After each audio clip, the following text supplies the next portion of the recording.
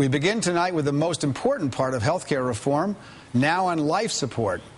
Tonight, a small group of senators in the Democratic caucus are reaffirming their commitment to killing the Senate health care reform bill if it includes a public option. The most vocal among them is Senator Joe Lieberman of Connecticut, who is now repeating his threat to block any bill that includes any version of a public option.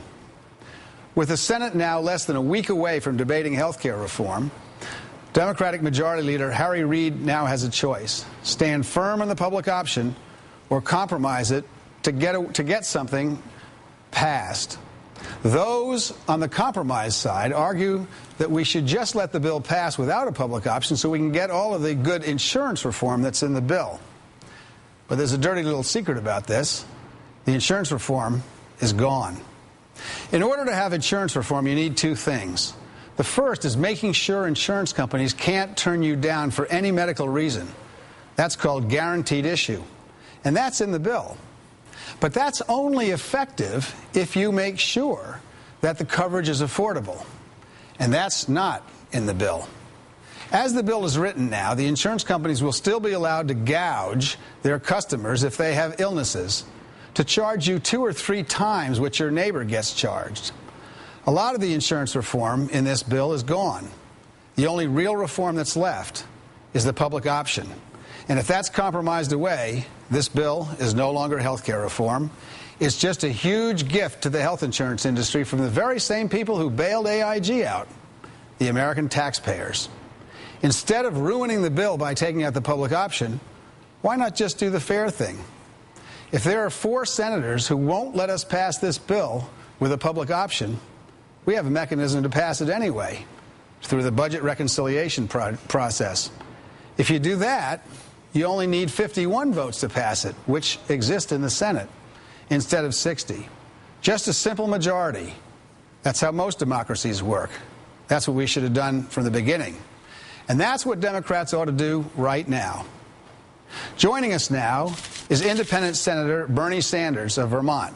He's a member of the Senate Health, Education, Labor, and Pensions Committee. Senator Sanders, thanks for joining us tonight. Good to be with you, Howard. It seems clear to me that if these 4 senators are to be believed, the Senate can't pass a strong public option. So I guess I'm going to first ask you, would you support the use of reconciliation to fix this? Absolutely. That is one of the real options that we have. Look, the facts are pretty clear. The overwhelming majority of the American people want a public option. They want a choice other than a private health insurance company whose function in life is to rip them off and to make as much money as possible. The president wants it. The House of Representatives wants that. The majority of the Senate wants it. And I think it is wrong. Just a handful of conservative Democrats and all of the Republicans are stopping that. So reconciliation is certainly one opportunity and vehicle that we have. Bernie, you said this week that you would not vote for a bill that doesn't have a strong public option. Are there other Democratic senators who would join you in voting against a bill without a real public option? I believe that there are. And it's important that we do this, Howard, because I think you've made this point. If you do not provide competition to the private insurance companies, what is going to stop them from raising their rates outrageously and costing the federal government huge sums of money? What mechanism is in this bill for cost containment? And I don't see it, frankly. So I think we have got to remain strong for a public option, go to a reconciliation method, that's another way, or maybe scale down what we are trying to do and see if we can get 60 votes. And that would mean a significant expansion of Medicaid, a real focus on primary health care and the growth of community health centers and primary health care doctors. We can do prescription drug reform.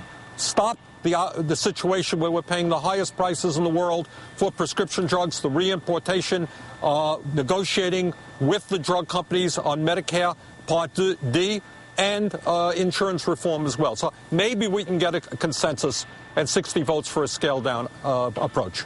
In terms of insurance reform specifically, the current bill still allows insurance companies to gouge their customers, charging them up to 300% more than their neighbor is charged. As you know, in Vermont, we limit that to 20% above the cheapest rate, and that really works.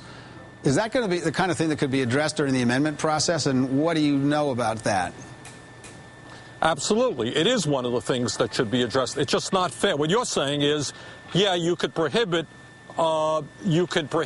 pre-existing conditions, but rates can be risen substantially, and people will not be able to afford the insurance in any case. That is obviously an issue that should be dealt with. We're going to be introducing at least a dozen amendments myself, and I think many other senators will have other amendments. So, Bernie, the Democratic caucus has 2 independent senators in it, you and Joe Lieberman. Think you can convince your fellow independent that he ought to be supporting a real public option and real health care reform?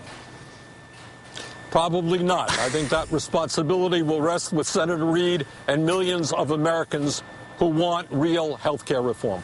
Senate Republicans have vowed to launch what they call a holy war on health care reform. They have already promised to use every delaying tactic in the book, which is a very long book of Senate rules. How do you stop them from watering the bill down any further, and how can we get a real bill out after we've come so far? This is the farthest we've come in 60 years.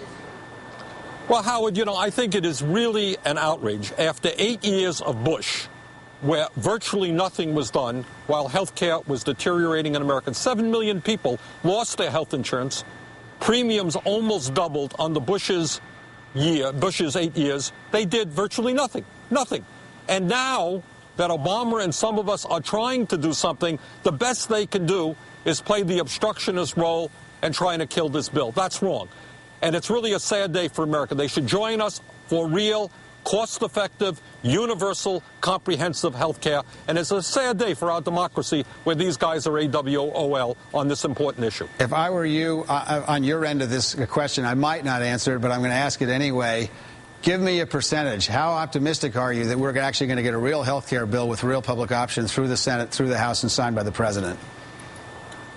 I don't know what if it will be scaled down or what. I think something will be passed.